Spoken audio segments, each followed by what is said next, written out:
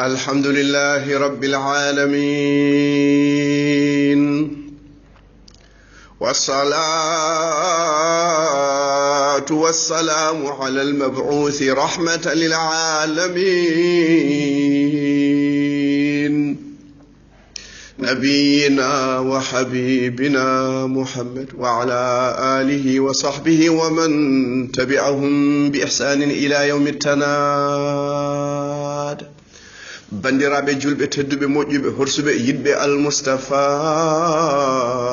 sallallahu alayhi wa sallam ndeysan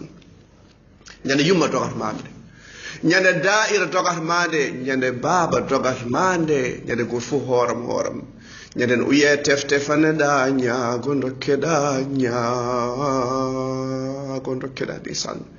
الله ويمو ولا سوف يعطيك ربك فترضى لا إله إلا الله يا ربي أمتك الله لنيولم الله ويمو ما يبرفين لنيول مكو كانكو صلى الله عليه وسلم جولي مكو غور حانوك الجمعة الله جولي ما نابي سبق إنام إن الله وملائكته يصلون على النبي يا أيها الذين آمنوا صلوا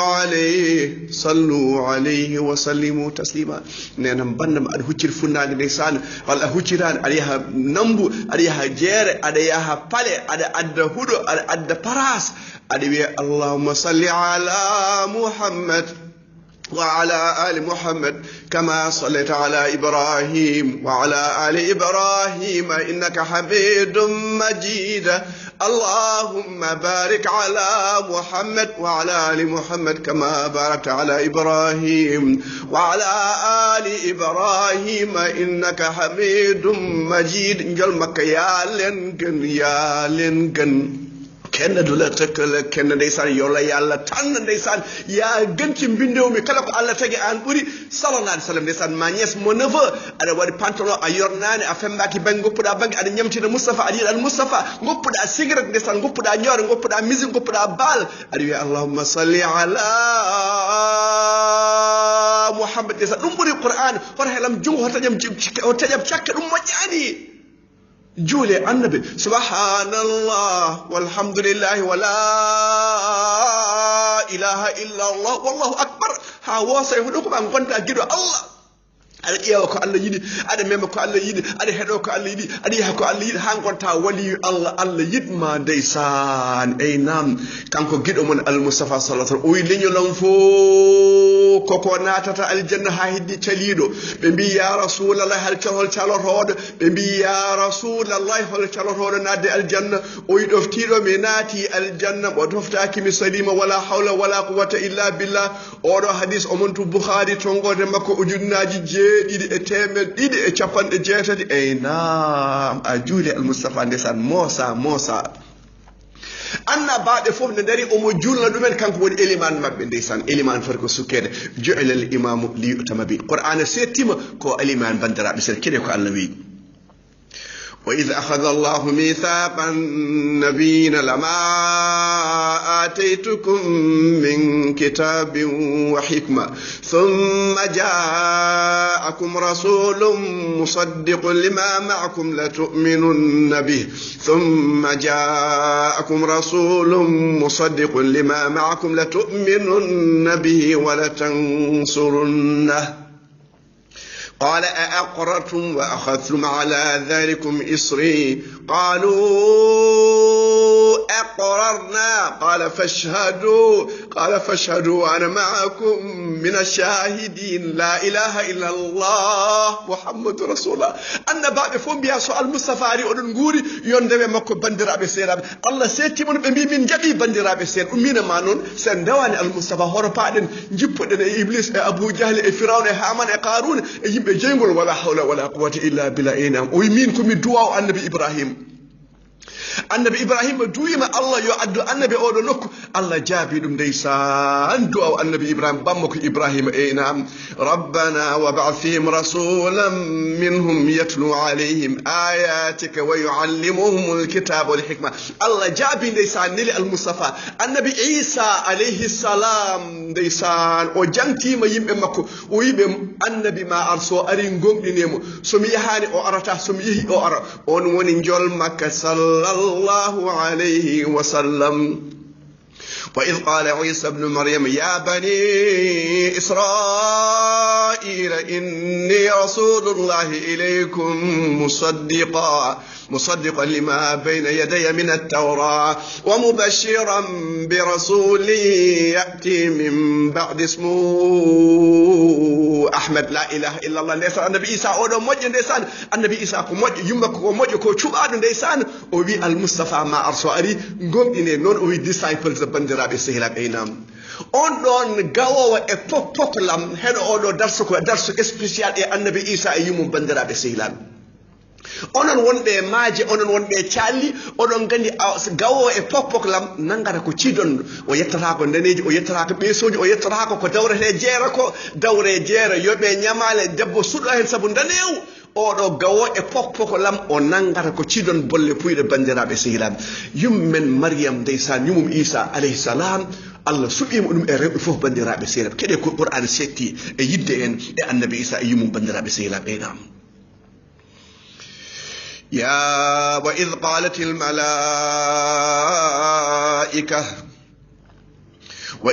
الملائكة هذا يتعد أنون آي جافو دول بمي أرتو إن شيرناني أنبا فوف إن نقوم من أينام بيد لا نفرق بين أحد من رسل وقالوا سمعنا وأطعنا ما من أرتي آية يوم النبي إيسا جانتا دو بندرا بسيلا بأينام جوم رادو ينقوم من أنبا فوف بندرا بجول بأن قوم إن أنبا فوف أورو قوم إن أنبي غور هولي من شودو أورو كوي لوتوري موني إن قوم إن أنبا بفو إن قوم إن دفت فو jippe ɓe annabaɓe bandiraɓe seelam keɗe ko allah wi hadem yettade ɗo aya kaalo yumum annabi isa ko cuɓaɗo ɗo bandiraɓe seelam enam قولوا آمنا بالله وما أنزل إلينا وما أنزل إلى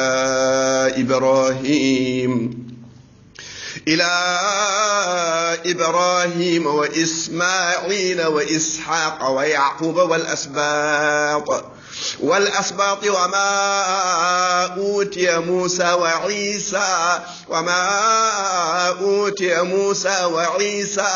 وما أوتي موسى وعيسى وما أوتي النبيون من ربهم لا نفرق بين أحد منهم ونحن له مسلمون لا إله إلا الله محمد رسول الله eɗen gonɗina ko jippe ibrahima bandiraɓe sehilaɓe e ismaila e ishaqa e yaquba e ɓiɓɓe maɓɓe bandiraɓe sehilaɓe e moussa wa isa annabaɓe ko jippe mum en ceernani bande hakkude annabaɓe mo sernani hakkude annabaɓe o malama o luppani bandiraɓe sehilaɓe eyna ɗum noon an gonɗin annabaɓe foof naata aljanna welinanore yanoɓe gartani mo gonɗinani annabaɓe ɓurno ha ko aljanna ni bandiraɓe sehilaɓe enam simore nane qur'an innira ko yummen maryam yumum isa alayhi salam on ji teddungal yal ghali hedo be haalama enam joni so jango aya o do allah wi yumum النبي إيسا كتشوبا بندرا بسيلا بينام وإذ قالت الملائكة يا مريم إن الله اصطفاك وطهرك واصطفاك على نساء العالمين واصطفاك على نساء العالمين صدق الله العظيم لا إله إلا الله محمد رسول الله آل عمران آية نوغا آية capanɗe nayi e ɗiɗi bandiraɓe sehilaɓe eynam en mbi e on gawo e poklam omo yiɗi yaltindema e diine ma ndeysan eɓene whatsapp uji bandiraɓe ndentuɗe koye la ilaha illallah ndentuɗe koye won yiɓe bomdon sabu aduna sabu galeyel sabu otoyel sabu mbuuɗe e buuɗe mi ɓeydama jimol nelaɗo sallallahu sallam o wi rewɓe nayo ɓuri moƴƴude aduna fof rewɓe nayo ɓeɗo goni premiére uji e gurdam e aduna o yummum annabi Isa woni premiére o joom suudu Firawna ndeysan Asiya bint Mazahim ko hen jeeya e yummu men Khadija bint Khuwaylid e Fadimata bintu Rasulullah sallallahu alaihi wasallam ndeysan no foti laabi tan yummum annabi Isa Maryam ndeysan simore e teddungal makko no teddinira innira simore e Qur'an no foti laabi o jangta e Qur'an ceerno Ousmane haalamɓe laabi 34 inde Maryam are Qur'an yummum alayhi salam yummum nela sallallahu alaihi wasallam arani Qur'an inde bamako arani hen annabi Isa alayhi salam o jangta may Qur'ana laabi nogase joyi nelaɗo jangta ko laabi nayi tari Muhammad e goto mo Ahmed bandiraɓe sehilaɓe la ilaha illa teddungal ko ɗo haaɗi la nufarriqu bayna ahadin min rusuli en ceernani annabaɓe kala binde addama diina keso oppo oɗo annabi gomni oɗo annabi o yiɗi ko bomdema bandiraɓe sehilaɓe nelaɗo wi onon fo kon natoɓe aljanna sona caɗiɗo mi ya rasulallah hol calotoɗo ɗoftiɗomi o oppi bida o oppi ko wona ɗum o oppi ko sirani o waɗi ko siiri ko ñantade sunnatal Mustafa sallallahu alaihi wasallam o naati aljanna sa yi foto wongo e église aji ɗi debbo ene muurini ɓe mbi oɗo ko yumma annabi Isa holmo ɓuri nandude o ɓuri nandude koye Farmata Binta o foti koye julɗo debbo murniɗo min ɓuri nandude annabi Isa sa yi joom waare ndeysan o ɓuri nandude ko annabi Isa alayhi salam waaji goto ko mo jogui waare o wi e nder wuro omo yaharani ɓe mbimo Jesus ɓe mbimo ƴeewe annabi Isa omo nande and the Bible and the Injil annabi Isa he fell onto his knees and he prayed o dicci somo juula o diccato firti o juulata kono julɓe juldanoni bandiraɓe seeɗa ceerno Ousmane nelaɗo kam o haalama gospel o haalama Injil wallahi o haalama toon sa yehi to gospel John chapitre 16 verset 8 sa yehi to John 16 e aya 9 annabi al Mustafa haalama toon John 16:7 o haalama toon John 14 o haalama toon o wi mi joni komi yahow if I didn't go away the comforter want to be coming if I go I will send them he will come o wi somi yahani annabi al Mustafa arta mo wat kongoɗem e hunuko makko so ari o haalana on gonga o Injil Barnabas 44 inde al Mustafa sallallahu alaihi wasallam nan toon jangta bandiraɓe sehilaɓe ndeysan annaba fof enen gomɗin al Mustafa sallallahu alaihi wasallam